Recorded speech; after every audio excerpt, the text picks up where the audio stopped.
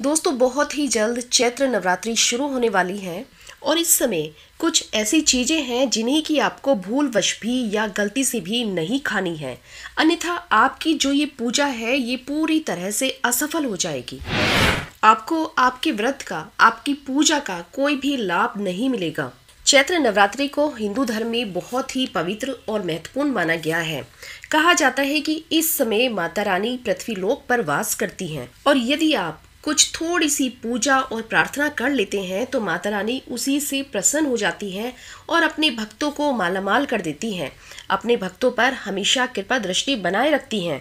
इस बार चैत्र नवरात्रि 9 अप्रैल 2024 से शुरू हो रही है और इसका समापन 17 अप्रैल 2024 को होगा। नमस्कार दोस्तों, एक बार फिर से आप सभी का स्वागत है आपके अपने ज्योतिष ज्ञान चैनल में। हम यहाँ पर प्रतिदिन तीज, त्योहार और निजी जीवन से जुड़ी हुई समस्याओं से संबंधित वीडियो अपलोड करते हैं। यदि आप प्रतिदिन इसी प्रकार की जानकारी प्राप्त करना चाहते हैं तो वीडियो को लाइक करके चैनल को सब्सक्राइब कर लीजिए और साथ ही साथ कमेंट बॉक्स में जय माता रानी जरूर लिखें, जिससे कि माता रानी की कृपा सदा सर्वदा आप पर और आपके परिवार पर बनी रहे। आज की ये वीडियो बहुत ही महत्वपूर्ण होने वाली है क्योंकि आज की इस वीडियो में आप जानेंगे कि चैत्र नवरात्रि पर कौन सी ऐसी चीजें हैं जिन्हें कि खाना बिल्कुल भी शुभ नहीं होता है, यानी कि कुछ ऐसी चीजें हैं जिन्हें आपको भूल कर भी नहीं खाना चाहिए। और साथ ही साथ बात करेंगे कुछ ऐसी चीजों के बारे में जिन्हें आपको जरूर खाना चाहिए। यदि किसी कारणवश चैत्र नवरात्रि पर आप व्रत नहीं रख पा रहे हैं तो आप किस प्रकार से माता रानी की पूजा पाठ करें कि आपको उनका आशीर्वाद प्राप्त हो। आज की इस वीडियो में हम इसी सब विषय पर बात करेंगे। तो दोस्तों आज आप इस वीडियो को बिना स्किप किए हुए अंत तक जरूर देखिएगा, क्योंकि यदि आपने वीडियो को स्किप कर दिया तो आपको कुछ भी समझ में नहीं आएगा और यदि आपने वीडियो को पूरी तरह से देख लिया है तो आप मान के चलिए आप दिन दुनी और रात चौगुनी तरक्की करेंगे, यानी कि आपके दिन पूरी तरह से बदल जाएंगे। दोस्तों चैत्र नवरात्रि पर आप जो भी पूजा और साधना करते हैं वह कभी भी खाली नहीं जाती है, क्योंकि इस समय यदि आप माता रानी की थोड़ी सी भी पूजा पाठ कर लेते हैं तो आपके जीवन में जितनी भी परेशानियां आ रही हैं आपको तुरंत ही अपने सभी कष्टों से, सभी परेशानियों से छुटकारा मिल जाता है। और इसी के साथ ही साथ यदि आप चैत्र नवरात्रि के समय में कुछ छोटे से उपाय भी कर लेते हैं तो इस समय किए गए उपायों का आपको 1000 गुना ज्यादा फल प्राप्त होता है, क्योंकि चैत्र नवरात्रि के दिन बेहद ही शुभ होते हैं। इसीलिए इन दिनों में किए गए उपायों के द्वारा आपको सुख, समृद्धि, धन और ऐश्वर्य सभी कुछ प्राप्त होता है। देखिए दोस्तों, आप चैत्र नवरात्रि पर चाहे कितने भी दिनों के व्रत क्यों ना रखें, लेकिन यदि आपने व्रत से जुड़े हुए कुछ उपायों को नहीं किया है तो आपका व्रत पूरी तरह से संपूर्ण नहीं माना जाएगा और आपको आपके व्रत का पूरा फल भी नहीं प्राप्त होगा। जो व्यक्ति चैत्र नवरात्रि के समय में कोई भी उपाय नहीं करता है और केवल व्रत ही रखता है तो उस व्यक्ति को व्रत का पूरा फल नहीं प्राप्त होता, जबकि इसके विपरीत जो व्यक्ति व्रत रखता है और साथ ही साथ कुछ उपाय भी करता है उस व्यक्ति को हजारों गुना ज्यादा फल प्राप्त होता है और माता रानी उस व्यक्ति से बहुत ही जल्द प्रसन्न होती हैं और साथ ही साथ उस व्यक्ति को वरदान देती हैं, उस पर अपना आशीर्वाद बनाए रखती हैं और ऐसे व्यक्ति की जो भी मनोकामना होती है वह मनोकामना भी माता रानी के आशीर्वाद से तुरंत ही संपूर्ण हो जाती है। हमारे ऋषि मुनियों ने कहा है और साथ ही साथ हमारे ग्रंथों में भी लिखा हुआ है कि यदि आप पूरी और सच्ची श्रद्धा के साथ भगवान को पुकारते हैं, उनका सुमिरन करते हैं तो भगवान को आना ही होता है और उन्हें आपको वरदान भी देना होता है। तो आज की इस वीडियो में मैं आपको कुछ ऐसी अद्भुत चीज़ों के बारे में बताने वाली हूँ कि यदि आपने उन चीज़ों के साथ उपाय को कर लिया तो आपको माता दुर्गा के साथ ही साथ माँ लक्ष्मी का भी आशीर्वाद प्राप्त होगा और आपके घर में माता लक्ष्मी स्थायी तौर पर निवास करेंगी और उसके पश्चात आपके जीवन में कभी भी कोई दुख नहीं होगा, किसी भी प्रकार का कोई कष्ट आपके आसपास भी नहीं आएगा। तो दोस्तों यदि आप भी माता रानी के सच्चे भक्त हैं तो वीडियो को लाइक करके कमेंट बॉक्स में जय माता रानी जरूर लिखें और साथ ही साथ इस वीडियो को अपने दोस्तों और रिश्तेदारों के साथ भी जरूर शेयर करें। देखिए दोस्तों, भगवत गीता में तो साफ साफ कहा गया है कि यदि आप दूसरों का भला करते हैं तो भगवान भी आपका भला जरूर करते हैं, आपका भला अपने आप ही हो जाता है।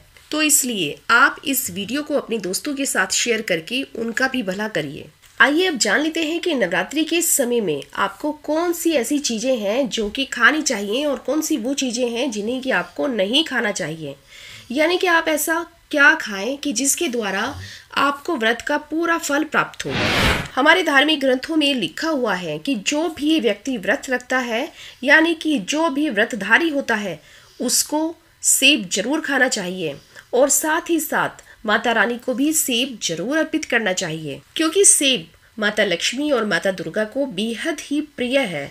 और यदि आप नवरात्रि के समय में सेब के साथ ही साथ सीताफल भी खाते हैं तो ये सोने पे सुहागे जैसा होगा, यानी कि ये बहुत ही उत्तम रहेगा।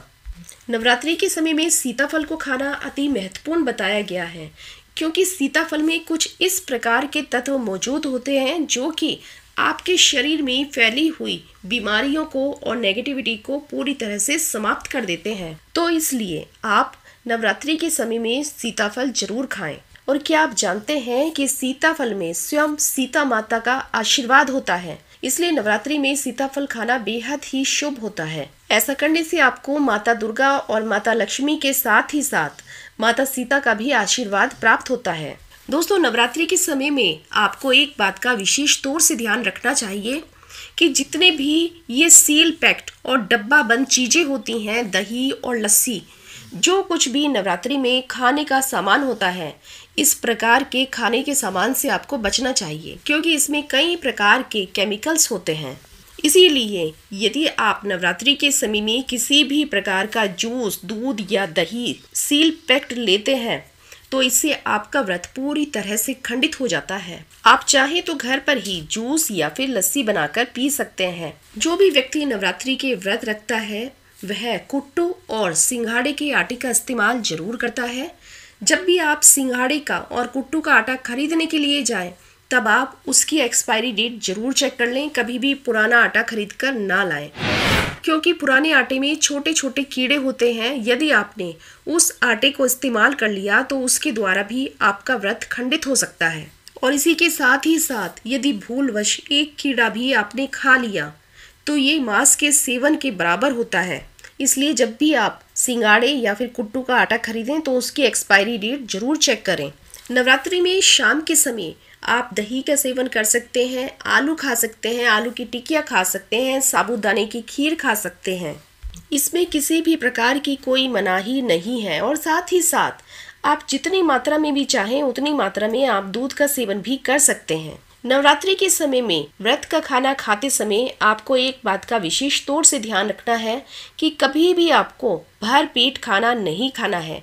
यानी कि जब आप खाना खाएं तब आप उसे पूरी तरह गले तक करके ना खाएं, बल्कि आप थोड़ा कम मात्रा में खाएं, अन्यथा आपको व्रत के पूरे फल की प्राप्ति नहीं होगी। नवरात्रि के समय में आपको पूरी तरह से ब्रह्मचर्य का पालन करना होगा। नवरात्रि के ये 9 दिन पूरी तरह से माता रानी के 9 स्वरूपों को समर्पित होते हैं। तो इसलिए आप प्रत्येक दिन माता रानी को अलग अलग फल समर्पित करें। यदि आप नवरात्रि के 9 दिन माता रानी के अलग अलग स्वरूपों की पूजा के साथ ही साथ माता रानी को अलग अलग फल भी अर्पित करेंगे तो इससे आपके जीवन में जितने भी कष्ट आने वाले हैं वह तुरंत ही आपसे दूर हो जाएंगे। आपके आसपास भी किसी भी प्रकार की कोई नेगेटिविटी नहीं आएगी। दोस्तों, अभी तक आपने जाना कि नवरात्रि के दिनों में आपको क्या खाना चाहिए, क्या नहीं खाना चाहिए। अब मैं आपको बताऊंगी कि आपको नवरात्रि के दिनों में किस प्रकार से पूजा पाठ करनी चाहिए। यदि आप किसी भी कारणवश व्रत नहीं रख सकते हैं तो आप इस वीडियो को बिना भगाए अंत तक जरूर देखिएगा। यदि अभी तक आपने वीडियो को लाइक नहीं किया है तो वीडियो को लाइक करके चैनल को सब्सक्राइब कर लीजिए और साथ ही साथ बेल आइकन को जरूर प्रेस कर दें, जिससे कि अपलोड होने वाली वीडियो की नोटिफिकेशन सबसे पहले आप तक पहुंचे। नवरात्रि के दिनों में विशेष तौर से महिलाओं को इस बात का ध्यान रखना चाहिए कि जब वो पूजा करें तब उस समय उन्हें काले और सफेद कपड़े बिल्कुल भी नहीं पहनने चाहिए। इससे माता रानी बेहद ही नाराज होती हैं। और यदि आप नवरात्रि में पूजा के समय इस प्रकार के वस्त्र धारण करती हैं तो इससे आपका व्रत भी पूरी तरह से खंडित माना जाता है। हिंदू धर्म में नारियल को बेहद ही पवित्र माना जाता है और नारियल को सुख समृद्धि का कारक माना जाता है।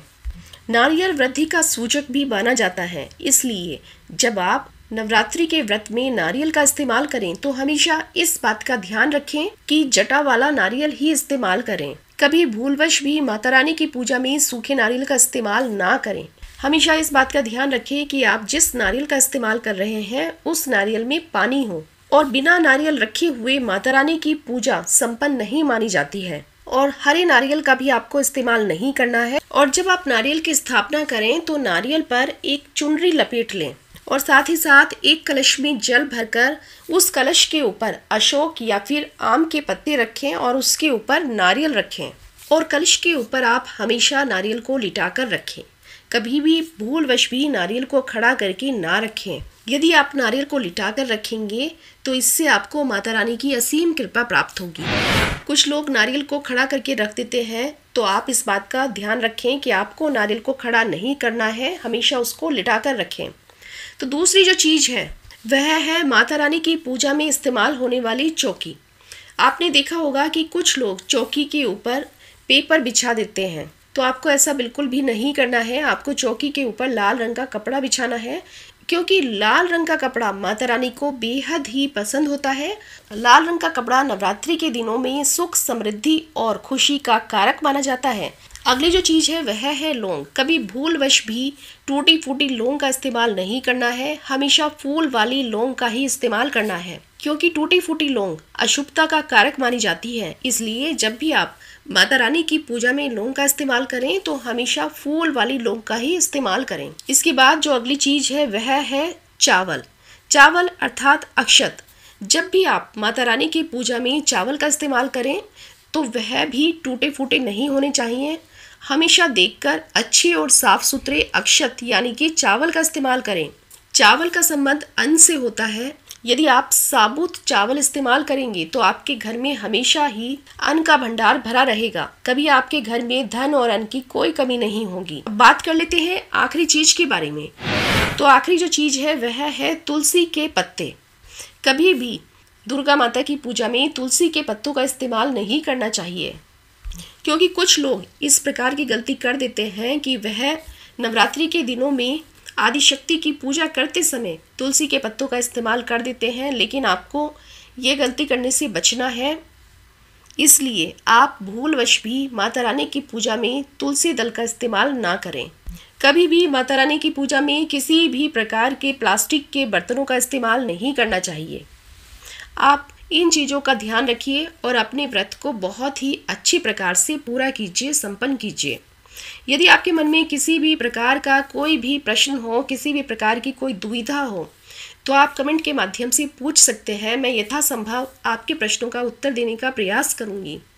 वीडियो को लाइक करके चैनल को सब्सक्राइब कर लीजिए और कमेंट बॉक्स में जय माँ दुर्गा, जय माँ लक्ष्मी जरूर लिखिए। धन्यवाद।